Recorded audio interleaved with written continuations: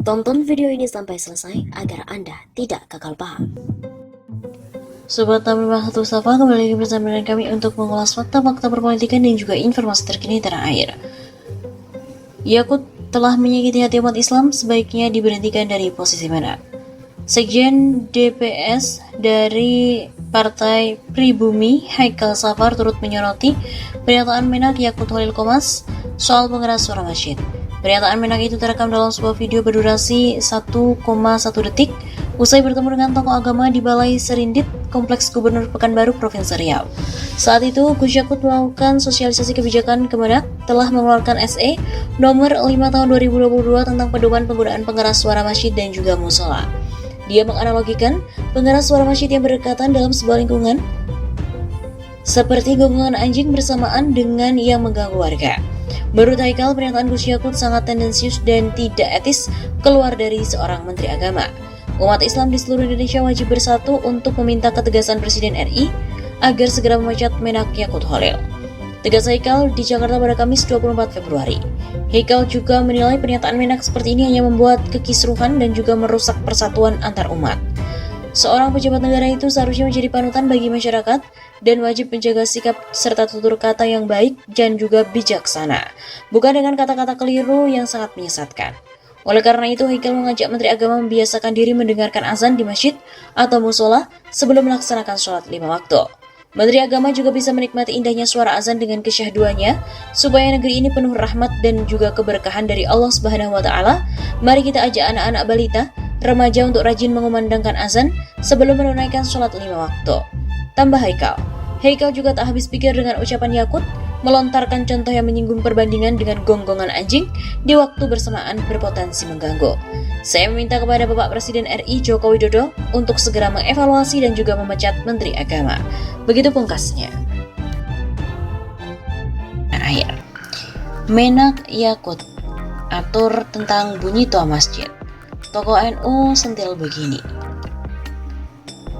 Menteri Agama Menak Yakult Holil Komas menerbitkan surat edaran nomor 5 tahun 2022 yang mengatur tentang penggunaan pengeras suara di masjid dan juga musola.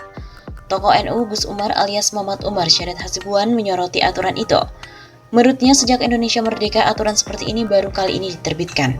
Sejak Indonesia merdeka, baru kali ini toa masjid diatur penggunaannya oleh Menak. Ya salam Pak Menak, tulis dia melalui akun Twitternya pada Senin 21 Februari. Diketahui beberapa poin penting dalam surat edaran itu, yakni volume pengeras suara diatur sesuai dengan kebutuhan dan paling besar 100 desibel. Dalam hal penggunaan pengeras suara dengan pemutaran rekaman, hendaknya memperhatikan kualitas rekaman, waktu dan bacaan akhir ayat, selawat dan juga tarhim. Tata cara penggunaan pengeras suara di setiap waktu sholat juga diatur. Selain itu juga kegiatan syiar Ramadan, gema takbir Idul Fitri, Idul Adha dan juga upacara Hari Besar Islam. Selanjutnya, suara yang dipancarkan melalui pengeras suara perlu diperhatikan kualitas dan kelayakannya. Suara yang disiarkan memenuhi persyaratan. Seperti diketahui, semakin kacau surat edaran Menak soal acara Ramadan, tarawih dan juga tadarus tak boleh gunakan pengeras suara di luar masjid. Ramai sebuah kabar yang mengatakan bahwa Menak RI Yakult Holil telah menerbitkan surat edaran soal acara Ramadan. Sebenarnya Menak Yakut mengeluarkan SE atau surat edaran yang mengatur persoalan penggunaan pengeras suara masjid dan juga musola. Ya, surat edaran itu terbit dengan nomor 5 tahun 2022 tentang pedoman penggunaan pengeras suara di masjid dan juga musola. Dalam edaran tersebut turut diatur bagaimana durasi penggunaan pengeras suara di masjid dan juga musola pada tanggal 1 Syawal atau 10 Zulhijjah dengan menggunakan pengeras suara luar sampai dengan pukul 10 malam waktu setempat. Setelah jam 10 malam waktu setempat, musola dan juga masjid dapat melanjutkan kegiatan dengan pengeras suara dalam. Tak sampai di situ, edaran juga mengatur kegiatan di bulan Ramadan, nantinya menggunakan pengeras suara bagian dalam, baik dalam pelaksanaan sholat tarawih, ceramah, kajian Ramadan juga tadarus Al-Quran. Kendati demikian, untuk pelaksanaan sholat Idul Fitri dan juga Idul Adha dapat dilakukan dengan penggunaan pengeras suara bagian luar. Takbir Idul Adha di hari Tasyrik pada tanggal 11 sampai dengan 13 Zulhijjah dapat dikumandangkan setelah pelaksanaan sholat rawatib secara berturut-turut dengan menggunakan pengeras suara dalam. Menak juga mengatakan penggunaan pengeras suara di masjid dan juga musola merupakan kebutuhan bagi umat Islam sebagai salah satu media syiar Islam di tengah masyarakat. Kendati demikian, secara bersamaan, masyarakat Indonesia juga beragam, baik dalam hal agama, latar belakang, dan lainnya. Pedoman diterbitkan sebagai upaya meningkatkan ketentraman, ketertiban, dan juga keharmonisan antar warga, masyarakat, ungkap Menak. Menak Yakut musibah buat umat Islam. Tulisan ini disadur dari Rizal Fadilah.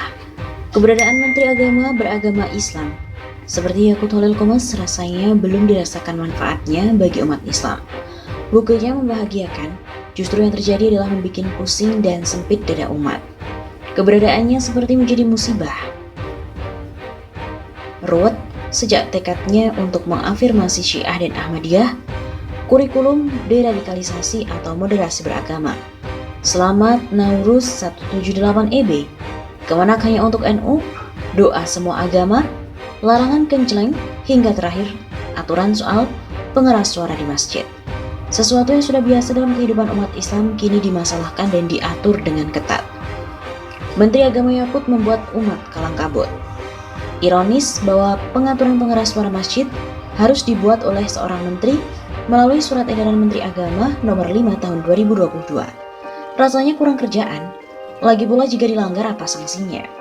Tentu saja tidak ada, apalagi terhadap bentuk surat edaran itu. Menjadi pertanyaan, sejauh mana kekuatan hukumnya?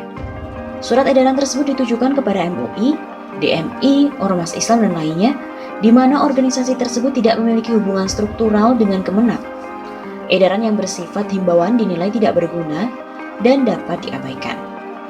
Aturan atau kebijakan Menteri Agama harus berbasis hukum dan juga sesuai dengan tata urutan peraturan perundang-undangan.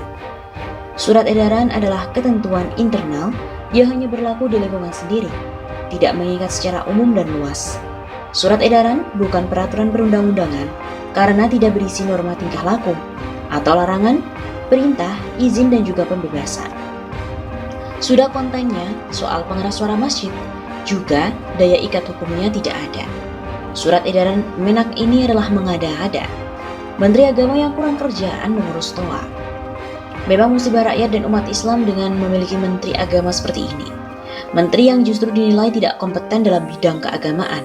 Aturan dan kebijakan yang dibuatnya selalu kusut dan semrawut. Menurut Islam, jika mendapat musibah maka kita harus mengucapkan innalillahi wa inna ilaihi raji'un. Sesungguhnya asal dari Allah, maka kembali kepada Allah. Dengan sikap ini, kita menempatkan diri sebagai orang yang kuat dan sabar. Doa lain adalah Allahumma ajirni fi musibati wa akhlifli khairun minha. Di samping memohon pahala atas kekuatan dan kesabaran dalam menerima musibah, juga memohon agar diberi ganti dengan yang lebih baik dari keadaan ini. Jadi jika kita merasa keberadaan Menak ini atau menteri buruk lainnya sebagai musibah, maka kita berdoa agar Allah menggantinya. Setelah didahului dengan sikap sabar dan menerimanya, innalillahi wa inna ilaihi raji'un. Jika yang kita anggap musibah bagi rakyat, bangsa dan umat Islam itu adalah pemimpin yang lebih tinggi kedudukannya, maka baik pula berdoa agar diberi kekuatan dan kesabaran kepada kita, sekaligus agar diberi ganti dengan yang lebih baik. Presiden yang lebih baik dengan kabinet yang lebih amanah dan berhikmah pada rakyat dan umat, bukan hianat dan selalu menebar fitnah.